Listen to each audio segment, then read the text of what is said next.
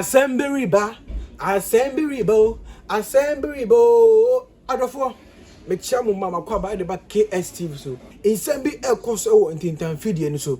Eye prophet Owusu Bempah e de bomb share bi aba betudwa. O kekeka insembi se ase ku bi ase NPP for be ku. Ghana memu, what say ya ku Ghana memu da. Me say dampare, insemi a prophet Owusu Bempah ake. Me say obahwehwem. Na prophet Kumchacha so at to bomb shit at the mouth beautiful. Me say in some Kumchacha catch beautiful no.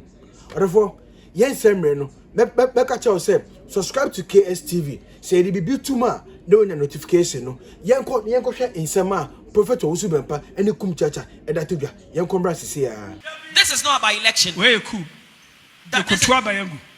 This is staging a coup. You're dangerous. So believe the group. Some who could are very dangerous. Abay way more beyond try. Abay obey more beyond try. Don't try, because physically and spiritually, onyankupo protection at daniso. Physically and spiritually, because of Nahum Brasienti, Mo planning ya befafu afre. Because yes, say fear, yes, I them. As you in the course will be you know. Don't try. Mechanical crash show. Cool. Don't try. Obey. I end this year, man. Moment in any peace of mind. Now for woman. Because man, I say and what babeni ye. Momo in any peace of mind. Nayan can and pibom every day. Hallelujah. Me blue American. Adofo, ye bugu so KSTV.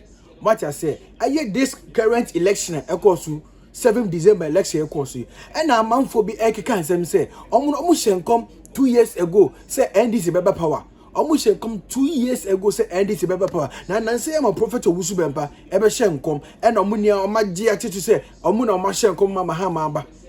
And na Owusu Bempah kam say tebida. Nsem ba na so for mo keken. Efie ha na yet me declare presidency. Some share 2 years ago, I didn't know about social media. If he had a prophet Owusu Bempah, and Kwan a prophet, ultimately share in command. Now, but 20 and videos were a TV3 and other TV stations ever. Sakamusam in common motion 2 years ago, no, say a powerful and TV stations in the fire. Or for Unim, Yanko and Owusu Bempah, sorry, there more, not the spokesperson, no, Yanko say in Sema or the Tuga. Yanko about to Munkunima or Mudi or Afiaba to Muno. A fitting and I watch it. I be evidently clear, said the Yaminam Papa so kind and Sapa Pepe Nesino.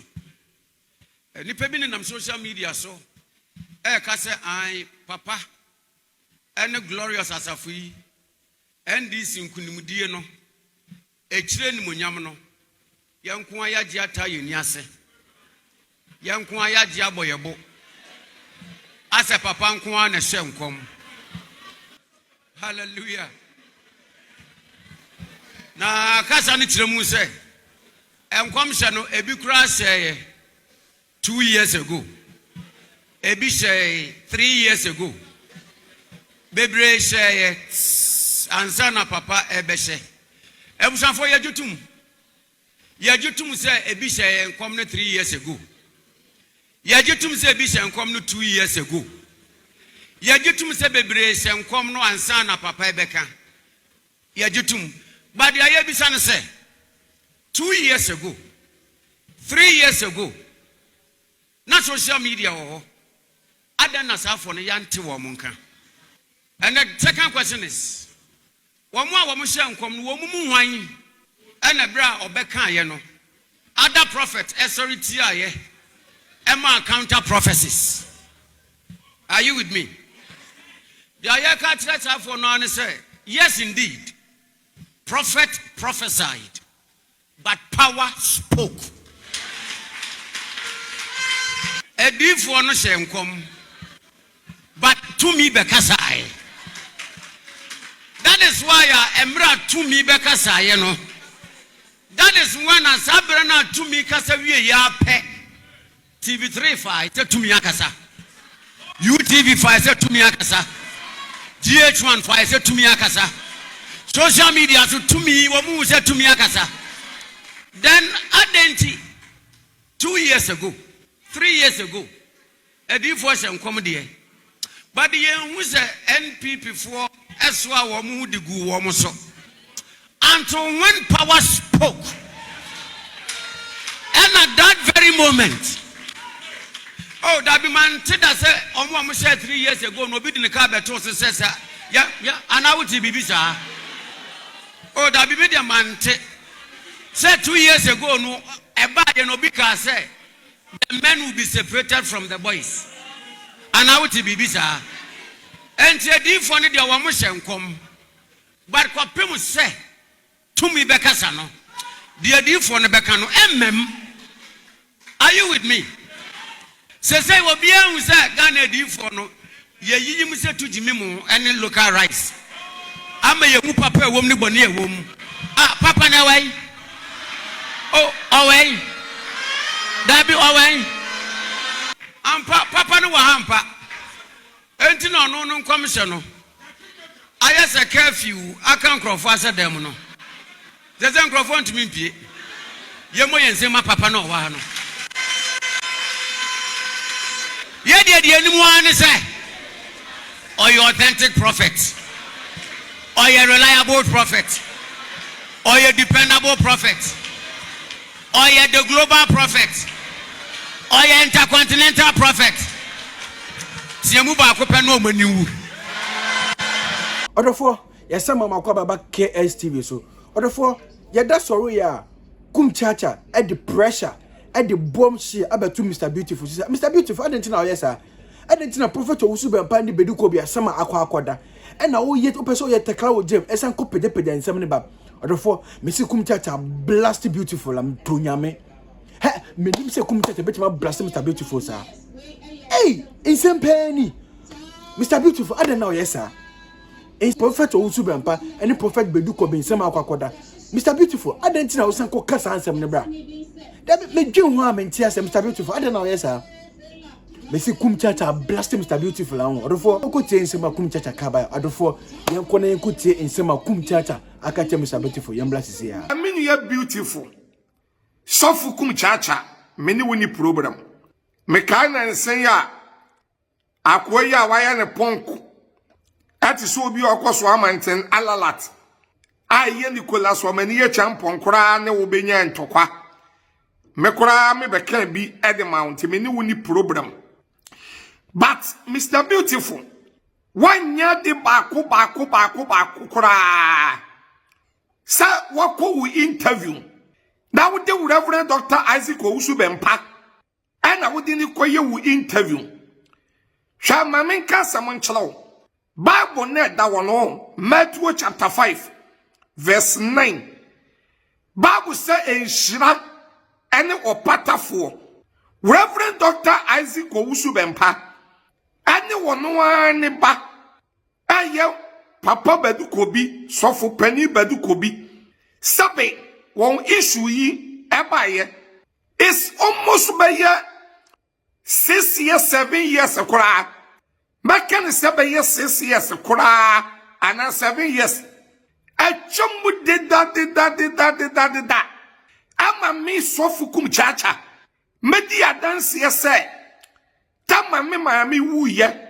I won't be cool much of my pija. By your 4 years, I chum, echo 5 years. Papa Badu kobi baby. And a Reverend Dr. Isaac Owusu Bempah baby. Oh, by yet. Won't cheer won't come. Our yena say a may fe. A masabe. Or dokobo or dom. A chamuko. Nancy your Papa John Mahama. Ato ne safre asofo mi wo obi man kontam de sof Kumchacha but mi wo obi ama Reverend Dr. Isaac Owusu Bempah achia Papa Badu kobi ama Papa Badu kobi nso chia no ama wodo akobo wodom kama pa na ye dan na sabe asemo atwamo be 6 years 7 years. Our Reverend Dr. Isaac Owusu Bempah, anyone ba Obofour Badu kobi ntam. Why now, Mr. Beautiful? Mr. Beautiful. Why now? Once ya waniema bi owa amoya. Ya no moye takra wojam. Na mudi koso commotion. Sabi asofo mpanifo yi. Ade wodo abodom. Aye den asam be 7 years. And now Mr. Beautiful ko interview. And I ko resist asem we yaba. Eda baby ankrofo ka ho asem. Sha Mr. Beautiful. Why nyadio? Saudi penimonyamo. Saudi pedenyo. I don't know. Mr. Beautiful, why nyadio? Sasem we ya obeka ye emfaso bi eni so. Where you can never say you totally badarash. Sabe. And now, young can say Reverend Dr. Isaac Owusu Bempah. And now, ordinary support na kuma. And the BB Abema John Mahama. Now, Fena Sabe, Mr. Beautiful. Oba kosu commotion. Ebe kika sense and some way.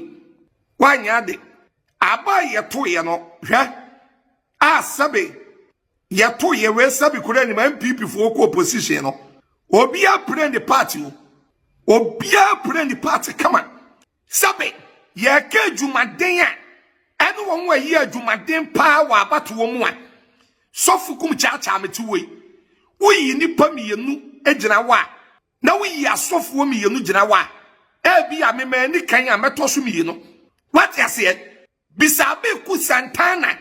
Na bisa adwuma mabo OKFM. Na ko social media. Adwuma mabo me na mejira OKFM. I can say John Mahama. Ebe di president kura na man ko heaven na me pe. Me na me ba social media. Ebe bu nkotodwe. I can say mo fa John Mahama ho. Sa pass bi ensama maka. Malekuku. Me start ya. Me ka John Mahama asam. Presi John Mahama. Etre nyuma pa wo ye. It's almost by 4 years. Woni ma taxi amenya. Woni ma tata ya tata me. Woni ma threaten se aba me so. But John Mahama ewi ni ye no. Sabe me mfa magie no monyam. Ameka se so Kumchacha. Me na me yese na me yese dabi.